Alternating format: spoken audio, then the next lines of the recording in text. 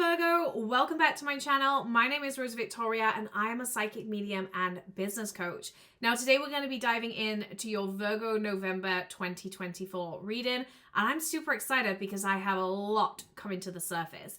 Now Virgo, as I'm sat here, I'm like, yes, Virgo is the only energy that I have coming to the surface, because this feels like this month you are rebelling. It feels like a big to everything that has been holding you hostage and keeping you playing small.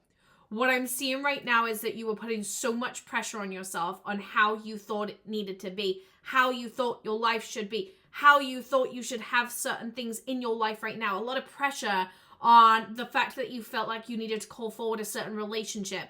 It just felt like so much that you were wearing yourself out and putting yourself into a state of burnout. Now, this has been a rebel moment because it's like your good girl avatar right now, it's disappearing. You are tired of feeling like you need to conform and have certain things in certain milestones of your life. And I feel this is a time where you're like, do you know what? None of that matters, because you've been placing your definition on something that's outside of you, Virgo. And right now you need to remember not to place your definition on anything other than how you're internally feeling.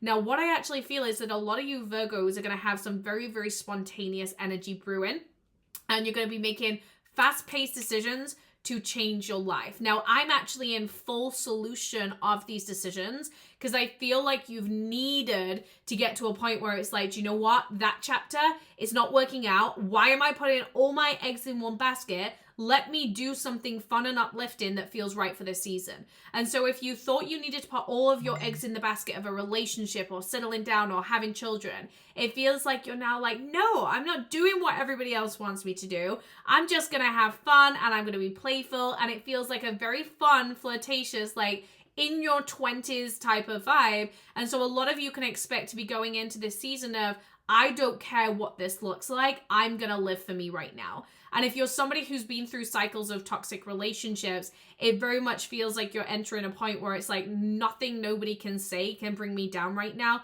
because I don't care. And sometimes there's so much expectation and judgment from the people around us of how we should be living our life and spending our time. But you've just been through a lot, Virgo. And so you need to give yourself permission to process those feelings by having fun. And who says that at a certain age, we no longer get to have fun? More fun, please. More energy, please. And I am living for the storyline, because this is not a time for settling down for you. It feels like you cannot be pinned in a place right now because you're not meant to be pinned in a place right now. And so if you've been feeling a little bit boisterous, like you want to dance the night away, you want to, come up with an exit, you want to date numerous people, this is because the season that you're entering is a very fun, playful season. And how you're going to maximize your energy is by giving yourself permission to not hold commitment too close to your heart.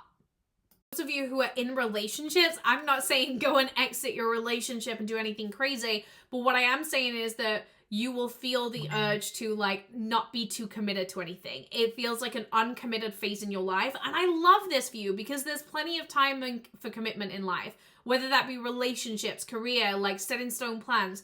There is so much time for commitment, but there isn't enough time for fun and expansion. And it feels like right now you need to delay maybe some of the things that would be responsible, some of the things that would be committed, that actually wouldn't bring fun and expansion into your life, and prioritize the things that are getting you out of your comfort zone.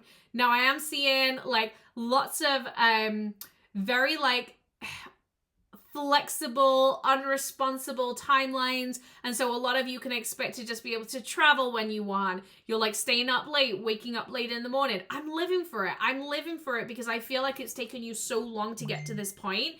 And there has been somebody along the way, quite a toxic dynamic that you've had to balance out. And so this is your rebel season of saying, me first. I'm going to rebel. I'm going to put me first. And I'm going to prioritize what it is that I need right now more than anything else. And if that looks like me staying in bed till lunchtime, I'm going to do that. Because there's been times in your life where you haven't been able to have that level of carefreeness. And even if you've had flexibility, because I feel a lot of you have had flexible schedules, but you haven't had the freedom in your own thought process because there's been too much narrowing from the people around you. And that is disparaging. I do feel like some of you will be going through an ending of a relationship. It feels like that purging before settling down again. You're able to kind of do what you want to do, and then you're going to come back and you're going to get right to it. If you've been debating going traveling before settling down in your career, this is a great time to do that, because I'm seeing that there's this big purging before you really decide where you want to be long term.